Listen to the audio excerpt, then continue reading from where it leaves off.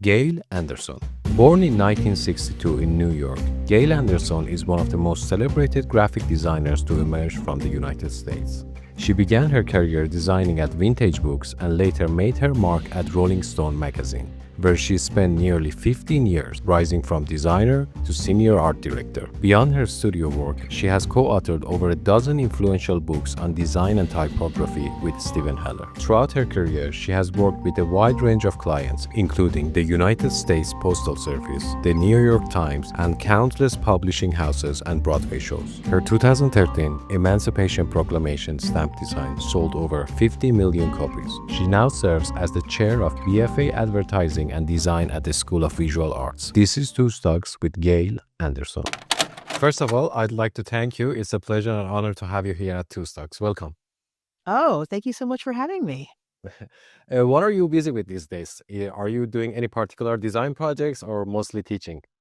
Well, I've been working on a book. Oh, nice. Yeah, for the last couple months with a friend about postage stamps. Oh, And nice. I'm not designing it, I'm writing it. Wow. And I just finished serving 12 years on the Citizen Stamp Advisory Committee for the Postal Service. And so I worked through 4 3-year terms to the maximum, and I officially retired at the end of this last term just a couple months ago. And so my connection with the Postal Service and getting to know the world of philately of stamps allowed me this opportunity, and it's been really fun. Of course, I'm behind by at least a month, and everything's due now. So things never change. Always a bit behind. But that's been really cool, because I really appreciate the design. And now it gives me a bit of a chance to dig in on the background and the history. True. So, yeah. And you famously designed an iconic stamp that sold over 50 million copies. Can you believe that? 50 million copies? That's crazy. Yeah. Yes. Yeah. What was your reaction to this success that it had, and how the design came together actually? Oh my goodness. It was one of those things that I always wondered, like, who gets to do that? How do you get to design a stamp?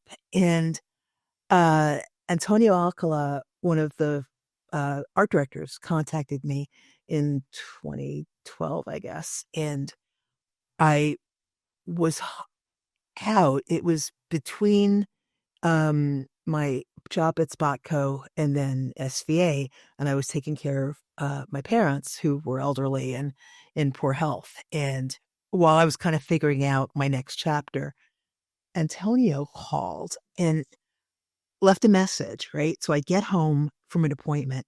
I get this message. I'm like, what? About designing a stamp. And I call back. I was like, hello? Like, as if he was going to change his mind between when he left the message. And I was like, do you want me to come to Washington? I'll come down now. I'll get on the train. And I was so excited. And working with him was so much fun. And then the experience of creating it in Nashville, we went to Hatch Show Print and made the final stamp. And I went to DC to sign posters because they printed 1,000 posters. And then they asked if I want to serve on this committee. And I was like, really? So the idea of designing the stamp was incredible. Going to the first day of issue event was really cool. And then getting on this committee and serving for so long. So sort of like a weird kind of dream come true. But I was so overly enthusiastic when he called it. He was like, okay, calm down. And then actually seeing it, because I didn't see it until the first day of issue event. Oh, wow. And so I go, and all these people are lined up to buy it. And I'm like in the line too, waiting. And my sister was with me and my nephew. And my sister said, my sister designed the stamp. And everybody was like, really? So then I had to start signing them there. Wow, and that's so it was such a really nice funny. experience. Yeah. And my sister, there's pictures of her in the background, like, and yeah. And so I bought all the stuff, and yeah, it was so cool. So the whole postal experience has been such an education. Now, And designing for like a stamp, is it? this big, book? Yeah, Yes. I'm wondering, like, what are the measurements that you had to take in Oh my place? gosh, Like, it's like an inch, you know? yeah, So you actually use a reducing lens to look at it to see how it looks really wow, small. And uh, when the art directors commission the stamps, they're always telling the artists, like, print it out small, print it true. out small, make sure. And I remember Antonio saying that to me, and I was like, well, yeah, of course. And then I printed, I was like, oh, he really means this. Like, you have to really think about something when it's only an inch. Yeah. But that was such a cool moment. I was so Was happy. there any reason that you went with that particular design, the theme and the typography? They actually said, don't use type, don't use Hmm. words. And I was like, uh-oh, what am I going to Oh, do? And so I did that one to get it out of my system. And I did all these other ideas that there was one that we thought, okay, that's the one, that's the one. But we both really liked the one with the type. yeah, And I was like, but I'm going to get it out of my head. But it seemed like the most obvious solution. And and then they went with it. Like, okay, because that's amazing. yeah, yeah. And then going down to Hatch to print the final, we used period specific type. We brought a big printout and set it, to match it. And yeah, it was really wonderful. That's awesome. Yeah. And you are the head of design and advertising in the School of Visual Arts. How many years it's been that you've been teaching there? I have been teaching there uh maybe 33 years, something like Wow. that. Forever. I've been teaching there forever. And I wanted to start teaching when I was working at Rolling Stone, and I'd only been out of school for a few years. And I've had such a great experience in school and had so many wonderful mentors. And I love the chair of the department, Richard Wild. And I was like, when can I teach? When could I teach? And he got in touch. He said, you have to wait 5 years.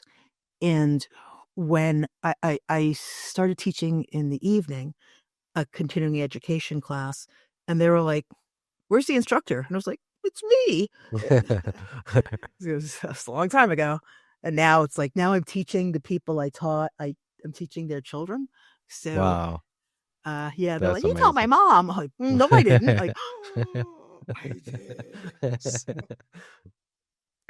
But it Truly just, inspiring generations. mm, well, I don't know about that, but it really just seems like something that everybody should do at some point, even for a couple years. Just it's such an important thing to give back. And for me, as I got older, it was a great way to understand what young people are interested in. Mm. And, you know, years ago, it was like, oh, what magazines are you reading? And what bands are you listening to? And then it became what websites. And now it's all this other stuff. So yeah, it's been an education for me.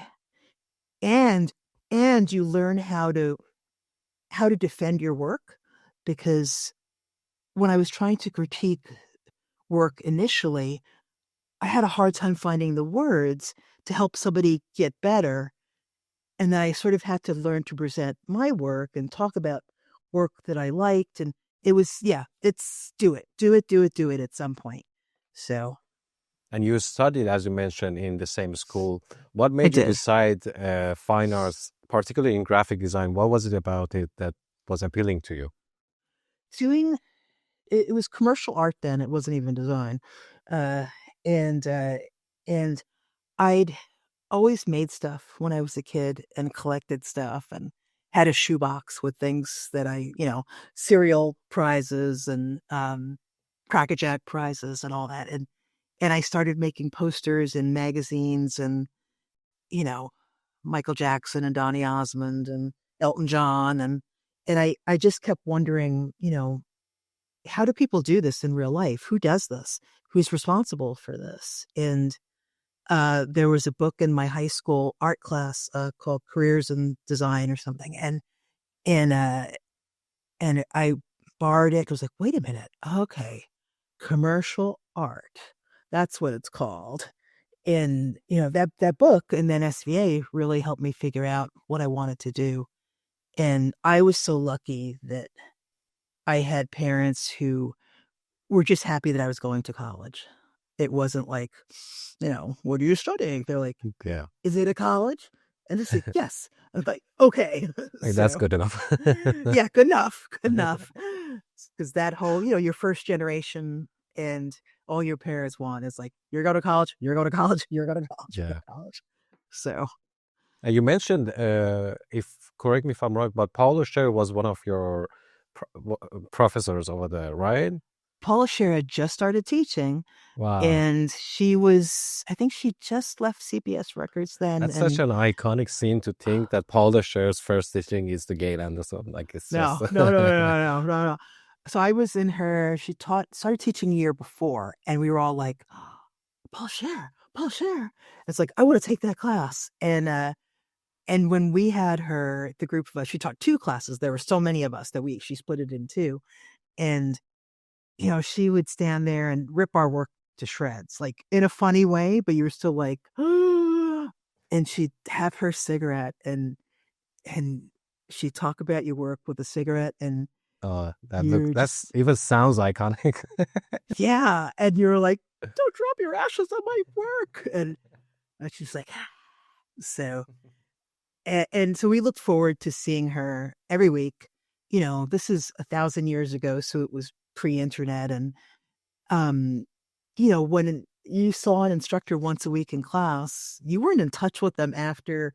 You didn't, they It just was a mystery disappeared. what teachers do outside of school. Yeah. Yeah.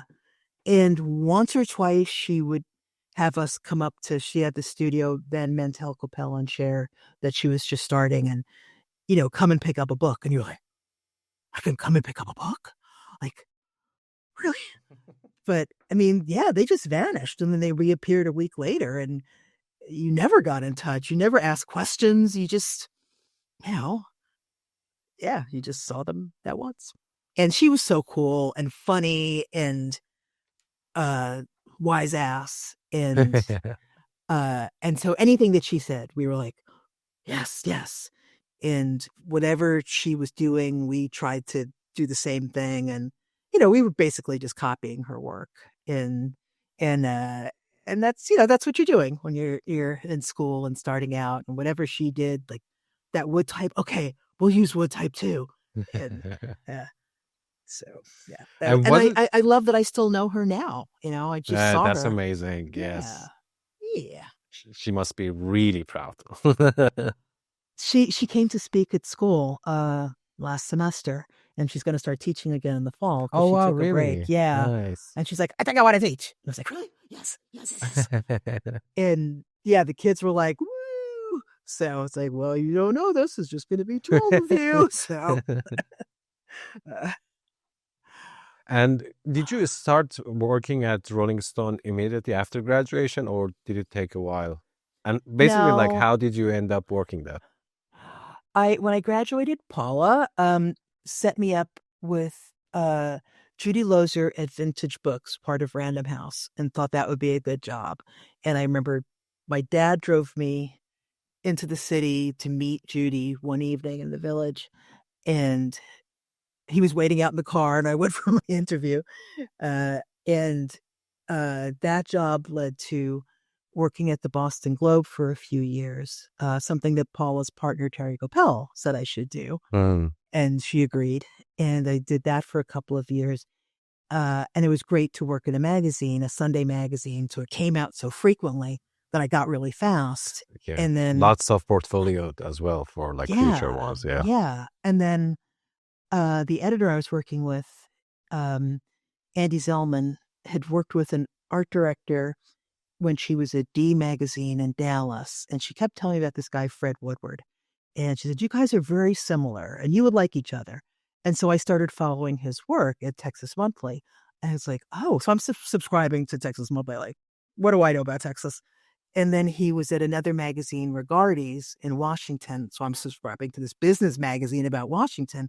But everything I saw, I was like, oh, I love this. I love this. And then I was subscribing to Rolling Stone anyway as a young person.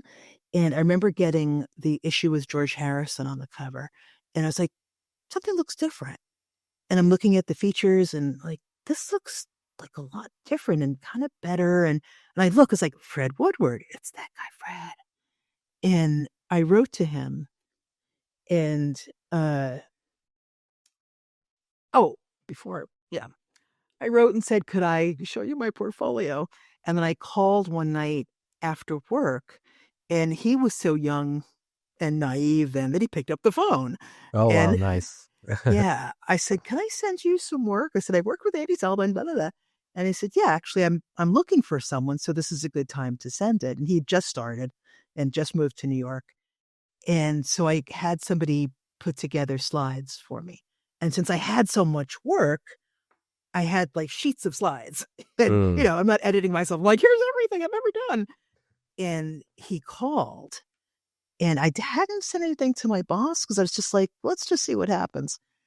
And the receptionist in the office called across to my cubicle and said, Fred Woodward's on the phone. And everybody was like, it's like, oh, that's for me. And she's like, what? Um, so I flew down after work to meet him, and he's like, you're kind of young, but you've done a lot of work. And then I didn't hear from him for a month. And I was like, well, you know, I guess that's not going to happen. And, but in my head at first, of course, I had it all decided. It's like, well, I have to make a decision and I have to move. Like, I thought I had this job. Nothing happens. So then months later, he calls, and then it's like, Fred Woodward. I'm like, and he said, well, things have changed. Do you want to come down? I was like, oh. Like, meanwhile, I'd already figured, this is a done deal. Man calls me, and now I have to make a decision. And I thought, let me do this. It's a cut in pay from what I was making at the Globe. And I have to move back home to my parents for a while. But it just seemed like he's so cool. And when I met him, I really liked him. And I thought, you know what, I should do this. It's a great opportunity. And if I hadn't, I'd be kicking myself. And so you have to take that chance. And of course, my parents were like, wait a minute, you're going to make less money. You're going to move home. And they're like, did you get fired? Like, no, no, no, no. And they're like, what you have is so secure. Why would you risk it? And, I was like, no, this just seems really great. And they're like, all right, once again. And yeah, it was just good timing. And I was totally in over my head because the other two designers were more experienced, but he was so good to me and patient. And then I got my footing eventually. Yeah, I was going to ask about that. You, I think, almost spent 15 years at Rolling Stone. Yeah. Yeah. And you joined as a designer, then deputy art director and senior art director. Oh, I yeah. wanted to know, like, what do you think contributed to the progression of going from a designer to the senior art director for, our listeners, young designers, people who want to join big organizations? What do you think are the key elements to make this progression smooth? I mean, I worked really hard, and it wasn't out of ambition. I just wanted to do a good job. And I remember coming in one Sunday on my own to work on something that I was like, I just need some time to figure this out. I need to do it in the office.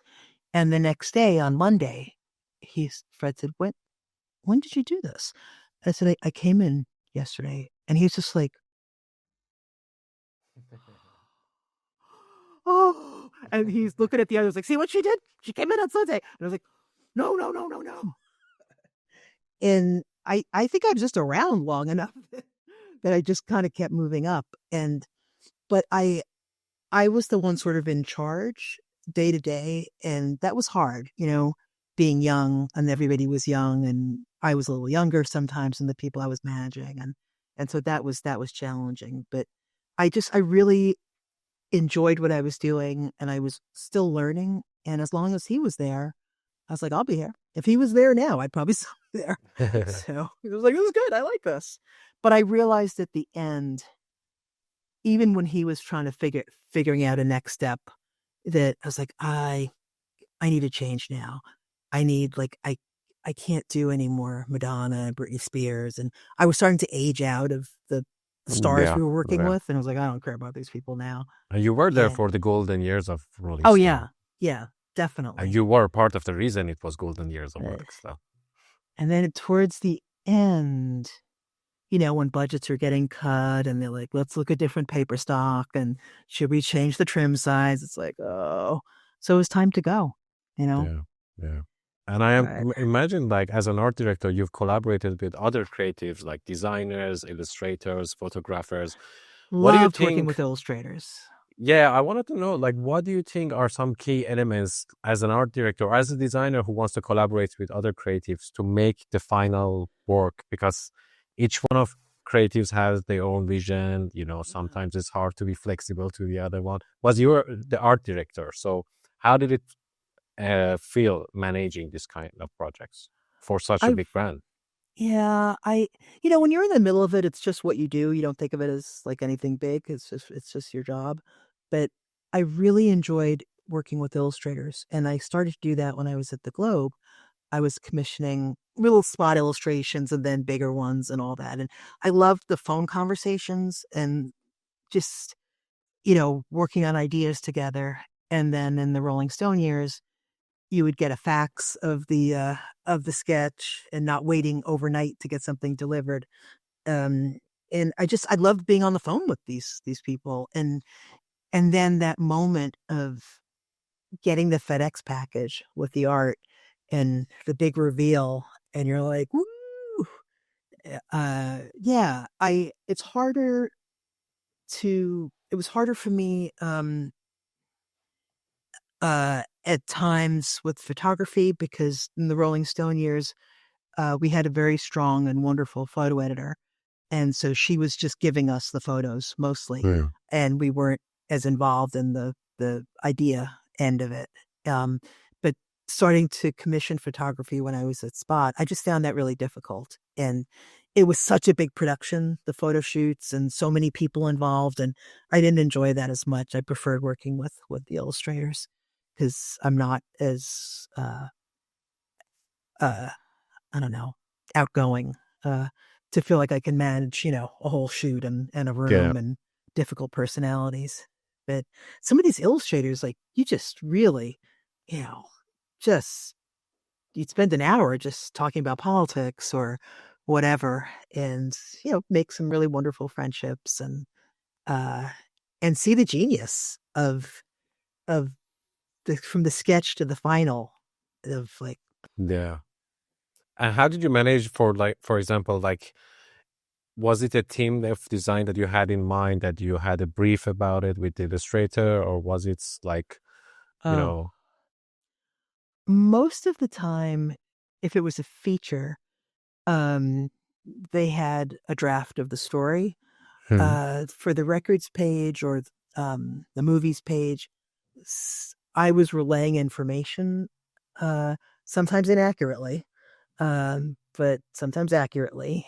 And occasionally they would have music to listen to. You would send out a cassette or whatever, eventually a CD. But uh, there were times that you were just getting sort of a brief of what it's gonna be and hoping for the best. And, as technology changed, it's certainly gotten easier.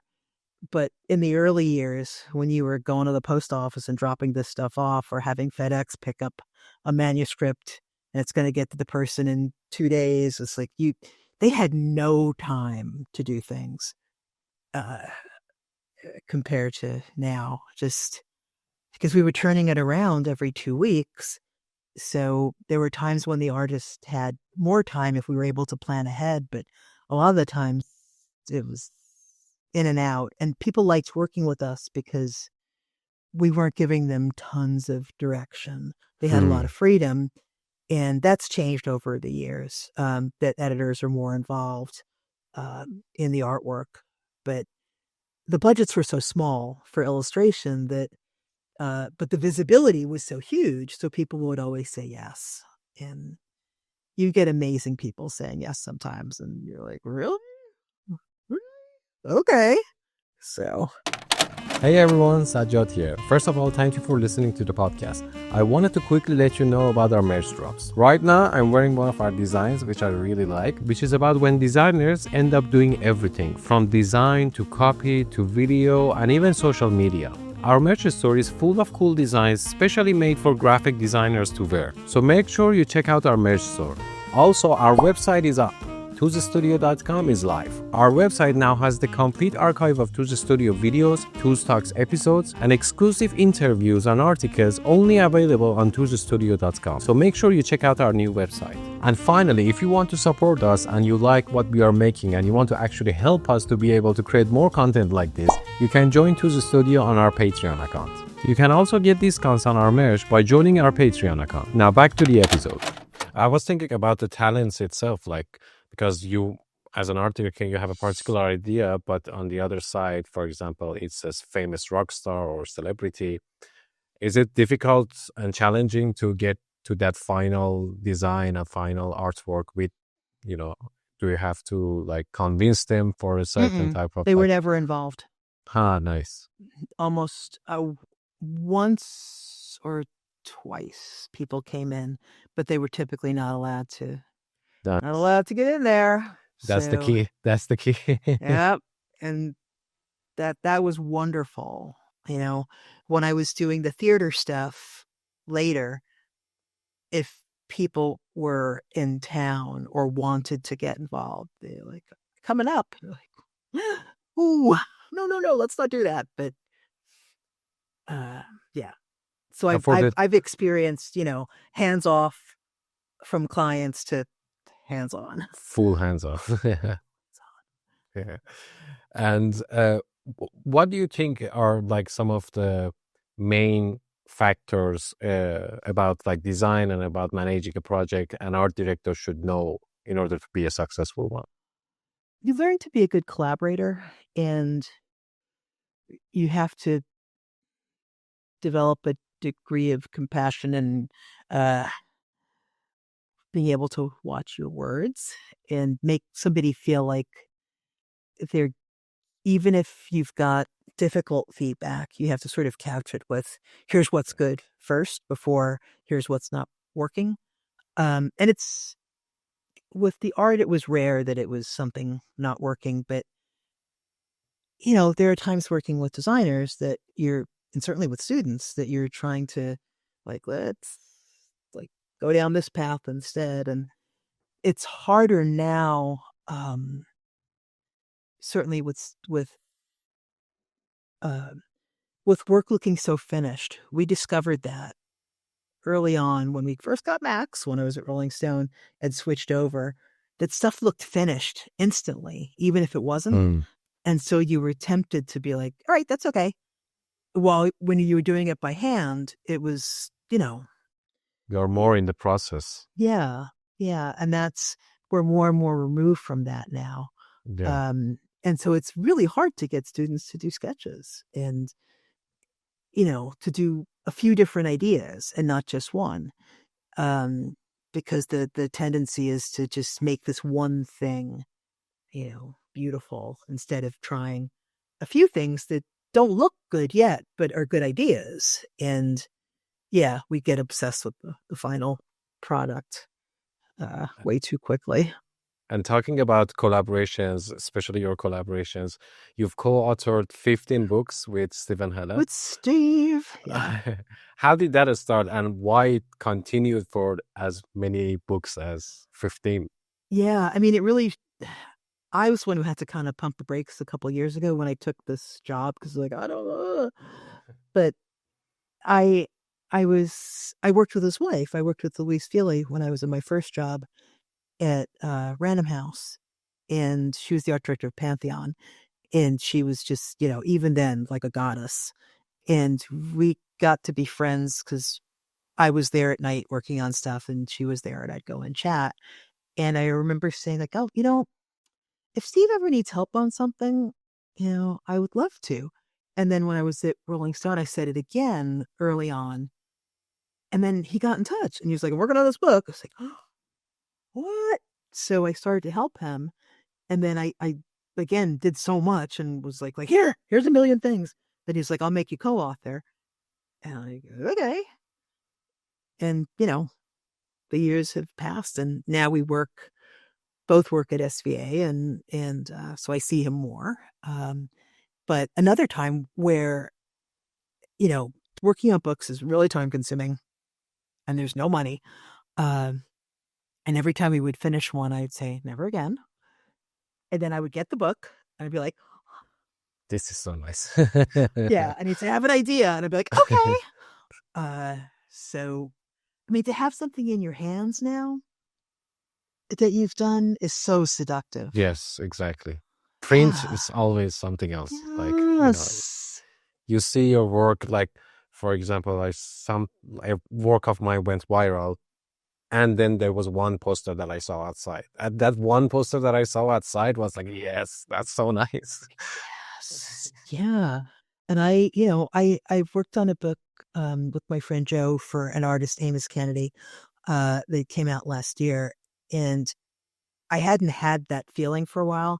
And this book is a brick. And when we got the book, it was just like, not only is it like cool and satisfying, but it's heavy. And Yeah. it's like, yes, books rule, books rule. But seeing your work any place, seeing a poster, when I started doing the Broadway stuff, to see your work literally in lights on Broadway was just like, what? Yeah, it's really cool. But now Joe and I started doing projects for Audible years back, and it was like, my work is this big, like the cover of the audiobook or podcast or whatever. And now I sometimes see them when I'm driving and listening to something. I was like, I did that. But it's satisfying in a different way that isn't the same as the physical object. Yeah. And in both of your designs, your illustrations, and the books itself, there's a special attention to typography. I wanted to know, where does that come from? Like the I mean, love for typography. that initially came from Paula, and then certainly working for Fred, because he had a very refined eye. And when I was at the Globe before, we turned things around so quickly every week, and the production department was separate and it was unionized, and we weren't allowed to do the production for the pages. So sometimes things were a little compromised. But when I started at Rolling Stone, there was no compromise. And he was like, well, what point size is that rule? And we would debate, well, 0.5 feels a little heavy, but 0.25 feels a little light. And let's do 0.3. And like, you were making those kind of decisions of like, what's the rule? And so I learned that from him and from one of my coworkers, Deb Bishop, who does the Sunday Times for kids. And she was the best designer of the group of us and had the most patience for that stuff. And just between the group of us of loving all the little stuff, I probably have less patience now when I see people like really fussing over those decisions. Oh my God, just make up your mind. But then it was like endless debates, like, well, it's a little too thick. And now if somebody did that, I'd be like, oh, wow. So Just finish it. just finish it. So. But the beautiful thing about your work, which I really love, is that, for example, on your website, when I was looking through all of your Oh my God, that works, website hasn't been updated in 12 years. yes, or I did something. some Google research for more Yeah. updated. Yes. I know. Yeah, I don't know how to do it, so I was like, well, that's going to be it. So, but the thing is, like, when I was looking at your works next to each other, the beautiful thing is that you didn't narrow yourself down to a particular style. You see the courage, you see the bold decision to try different techniques, trying different styles. yeah, why not? Do you think that's important for designers? It was important for me. And when we were working at the magazine, Spy magazine was very popular, and we just thought it was so cool. But we actually deliberately went out of our way not to look at it, because then we'd start copying it. And we would pick up little things. And there were a couple of other magazines, Premiere, that Robert Best was doing, that were just beautiful. And Fred would say like we can't look at this because then we just um but the work there, so we would pick up on a few trends, because you kind of couldn't help yourself, but it was important to not get caught up in the trendy stuff. And when I started teaching, ray gun and beach culture and all the David Carson stuff was popular. And all the students wanted to do was just like layer up all this grungy type, and everything was in Photoshop. I'm like, what are you doing? And where's the idea? And it's like, you have to like, don't get stuck on this trend. Like you have to find your own thing. And Yeah. I like that when I look back at my work, that it doesn't feel like, oh, that was the 90s or that was, Yeah, exactly. Yeah. whatever. So, and right now with all this kind of cool retro 60s, 70s type, it's very tempting to do that because it just looks great no matter Yeah. what. But I gotta I gotta be careful not to go to the well too much. And you taught for, as you mentioned, 30 years now, more than 30 years. Uh, do you see a difference in the vision of students and their look at like graphic design and design in general compared to the beginning days? Is there a major difference? I mean, I'm making myself, you know, as old as I am, and walked a mile to school in the snow kind of stuff. But it was so much harder for us to look at design work because you had to go to the library, you had to go to the picture collection, you had to buy books, all that. And we all looked at print magazine and communication arts. And so that's your world was just, this. And it frustrates me when kids can look at anything and have access to everything so easily that they're just sort of going to social media and looking at whatever's popular. Yeah. So that's, you know, that makes me crazy when that happens because I walked, 5 miles to school in the snow.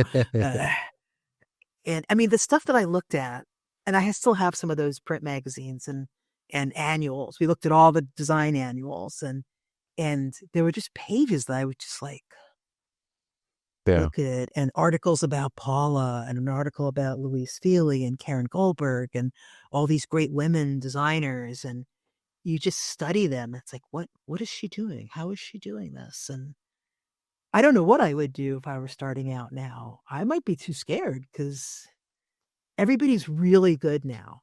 You Yes, know, yes, that's true. the bar is really high, and that's kind of great. But um, everybody's good.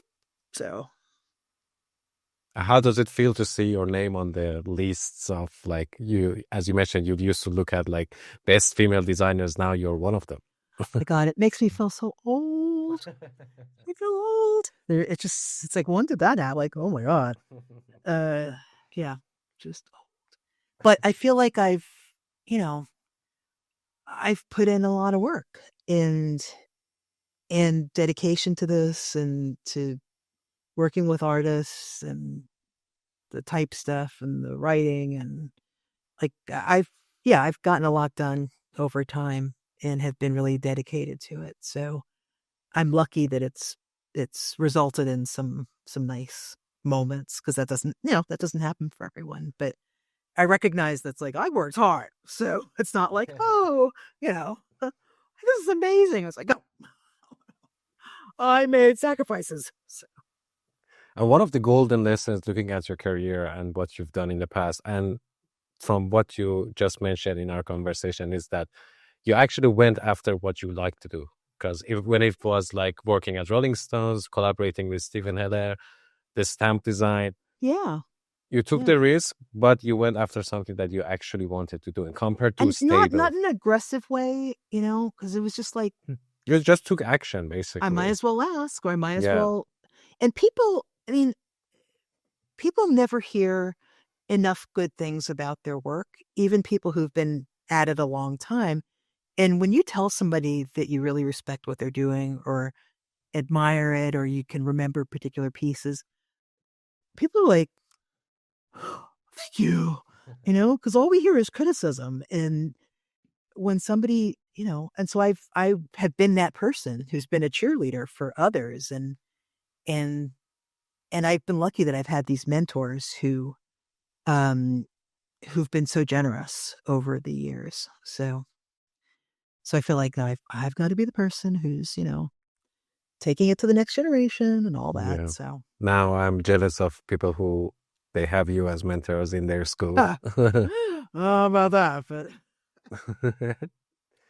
And like for example, if a young designer student wants to apply for a position in a big design firm in a prestigious publication like Rolling Stone, what do you think their portfolio should look like? What are the key elements do you think they should have in their portfolio? Like for example, there's two opinions. One, put a lot of works in there from different fields of design, different companies, hmm different or have precise projects that shows the capabilities within that project or stuff nah. like that.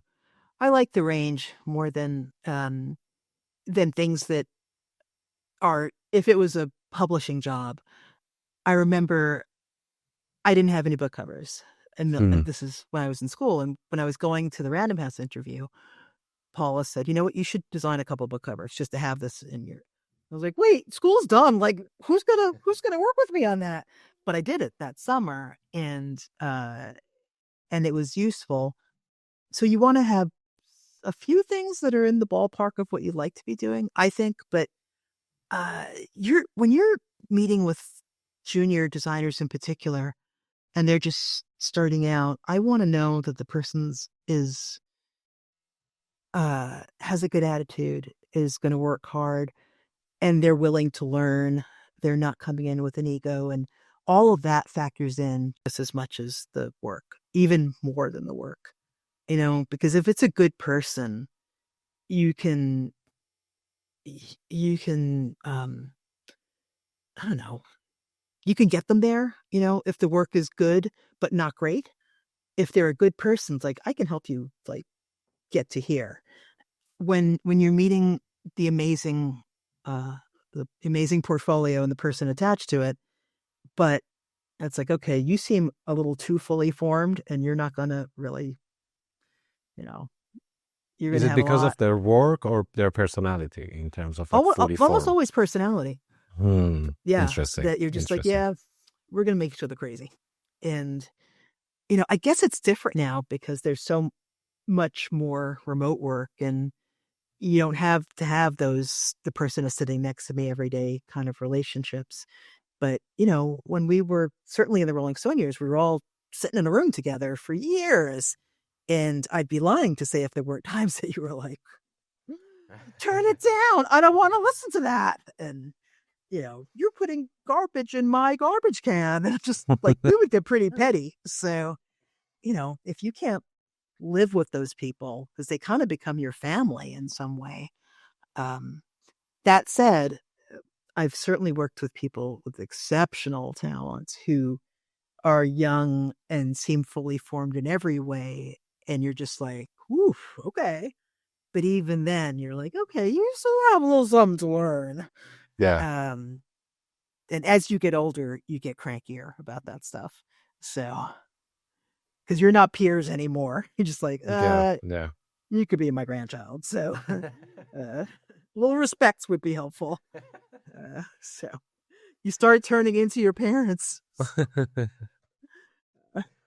And apart from design skills, you teach a lot of students that they are stepping into the real world of like design, working with clients. Mm-hmm. Apart from the skills of designing itself, what else do you think the knowledge of it can help them? You certainly have to know what you're doing digitally. And even having interns now, we tell the students, like, the art director expects you to know how to make the logo flash or spin or whatever. So you need to take a motion class. Like, you have to Hmm. leave here with, you don't have to be an expert, but somebody's going to ask you to make something move. Yes. Believe me. And Yes. you have to know how to do it. And so even if you say, "Oh, I love print," it's like, yes, so do I. However, so you have to be open to doing a lot of stuff. And that can be challenging for the young sometimes. But again, to me, attitude and willingness to learn. Um, and uh, to again, it makes me feel ancient but to be the one who's like, I'll come in and do it. You know, I'll be the first one in or the one who turns the lights off. And, for me, for the students, I I want them to at least experience a few days in the office wherever they are early on in their career because you have to learn how to navigate difficult relationships, And what you're doing when you come out of school, if you're a designer, is like this much design and then that much of everything else. No one's handing you these big projects when you're starting Yeah. out. You're going to help someone or you're going to be given something really small to do and you can't have an attitude about it. You have to be like, okay, thank you, and you have to say, what do you need? Can I help you with this? Can I work on, help you with, I don't know, whatever. And that's harder and harder to come by now Yeah. as, people kind of have their boundaries and all that. So if you can come into the workforce with a really open mind, and knowing that those first jobs are like an extension of school. Um, and if you find the mentor, you know, Yeah. it wasn't the woman I worked for at first. It wasn't Judy. Although I enjoyed the job and I learned a lot, it was the next job that I found a great mentor there, Lynn Staley, who was working on the magazine. And then I was like, just like a sponge, just taking it all in. And then Fred. So, Yeah. And do you think, like, for example, looking at your iconic works, the likes of Paula Scher, do you see these days, do you see a lack of this design icons in the market? Like not new ones coming up or something like that? Or is it because of the market expansion? huh. It's sort of easier to make yourself a design icon through social media. Yeah. And so it doesn't mean the same in some ways because it's about what you're putting out there and like, look at me. Yeah. So it's kind of it feels like it's kind of not the same. That not to diminish the work of any of anyone at all. For example, when you were at Rolling Stones, when you were like as a designer, I'm looking at your work, there is a touch of you on it, the design. That maybe is something that, that personal touch because of like the financial demands, the market demands, all these softwares, it becomes a bit like templated, I would say Mhm. sometimes. But again, templated in a way that actually looks pretty good. Yeah. So Yeah. it's Looks, you're like, this is nice. why So not? Yeah. yeah, and that's scary a little bit because when everything's good enough or like pretty good, it it's hard to have stuff kind of rise to the top. But it's also great that the bar is much higher now, Yeah. and that True. and that that people are using templated stuff that isn't horrible. That's so I don't know what it means to all of us. I'm old, so it doesn't mean anything to me, but to somebody younger, it's like, huh, what's this profession gonna be like in 10 years or Yes. 20 True. years? Really true. Well, not gonna be my problem, it's gonna be your problem. So Yes, it is my problem right now. I'll be sitting on the porch trying to remember my name. So We would come to you and like, what was it like in the old day? exactly. I'm like, well, back in the 90s. So That's awesome. And one last question that we sure. ask all of our guests here is that if you had to choose your top 5 or top 3 favorite graphic designers of all time, Ah, of or all most time. inspire, like resonated. Well, I mean, the people that I've mentioned, definitely. And Paula and Fred, top of the list. Um, and Karen Goldberg, who was my teacher as well, who just passed away 2 years ago.